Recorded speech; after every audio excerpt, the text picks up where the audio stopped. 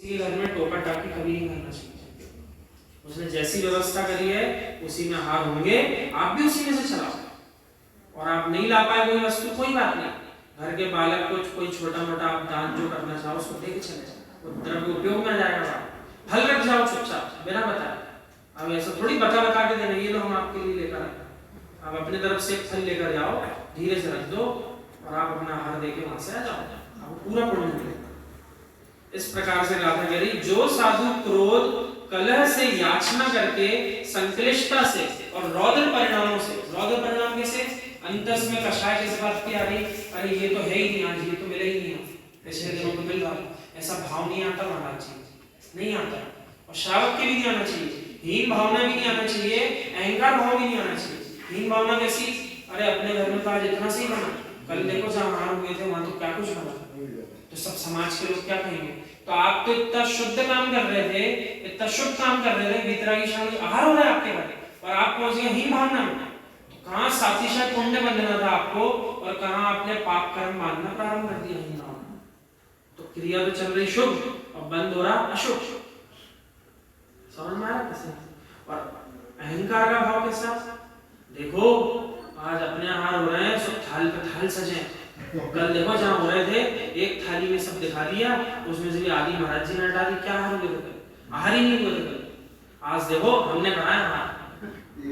तो आपने क्या किया, शुभ कार्य करते हुए भी अशुभ कर्म का बंध प्रतिशत चल रहा, दिखाने का भाव था, देखो हमारे जैसा आहार तो कभी होता ही नहीं किसी, ऐसी भावना जीव के अंदर नहीं आना चाहिए। जो आए तो उसको पकड़ कर हाथ दिलवाओ, धन्य भाग्य हमारा, वैसे कौन आता हमारे घर, आज इतने सारे लोग आ रहे हैं इतने वादे कहा देने, आओ सब बिना हार दिए कोई नहीं जाएगा। तो व्यवस्था ऐसी बनाओ, एक एक ग्रास सब चलाएं और धीरे धीरे पीछे होते जाए, पुनः मौका मिले फिर दे देना।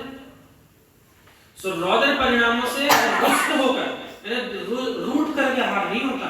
अरे श्रावक ही नहीं करता रूट कर भोजन, रूट कर करेगा तो विष बनेगा, और प्रसन्न होकर आहार करेगा, भोजन करेगा प्रसन्न होकर, तो उसको फलदायी होगा, ज्ञान बढ़ेगा, उसको कर्म की निर्जरा कर पाएगा, माला अच्छे से कर पाएगा भाव से।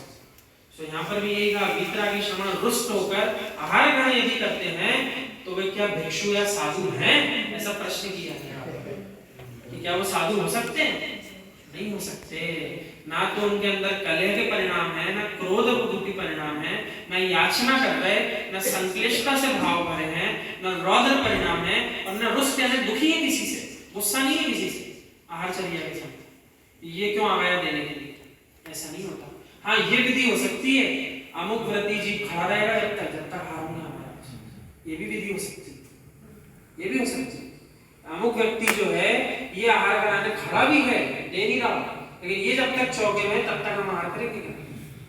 अंजुलि प्रमाण हो सकता है, 32 अंजुलि से ज्यादा घट नहीं करना, नहीं करेंगे। उसके बाद फिर जो है उपवास तो नहीं करा, लेकिन दूसरा क्या होता है, अनशन के बाद पुनोदर होता है।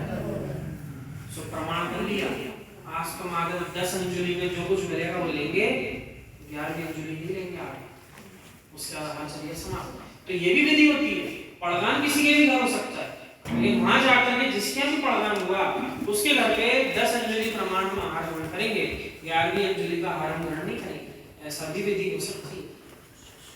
कई बार तो विधि बदलती ही, आज नहीं मिल पाई उपवास, कल भी उसी विधि के साथ उठे, कल भी विधि नहीं मिली उपवास, ऐसा कई दिन तक भी साधु कर सकते हैं जब तक उनके अंदर योग्यता है, उनके अंदर शक्ति है। और नहीं बनेगी, योग्यता नहीं है, तो विधि बदल भी सकते हैं, आचार्य परमेष्ठी भी अपने अनुसार विधि दे सकते हैं। तो आज आपको जहां हमारे हार होंगे वहीं चल के आहार करना है, क्योंकि उनके ज्ञान में सब रहता है, कौन से साधु के आहार निरंतराय हो गए, कौन से साधु के 2 दिन से अंतराय हो रहे हैं, कौन से साधु का 2 दिन से उपवास चल रहा है। सब तीसरे दिन कोई गड़बड़ ना हो तो अपने शांति ले जाते हैं, तो उस दिन उनका पड़गान नहीं होगा, जहाँ आचार्य परमेष्ठी होगा, ऐसा होगा, देखा आपने कि ऐसा भी होता है।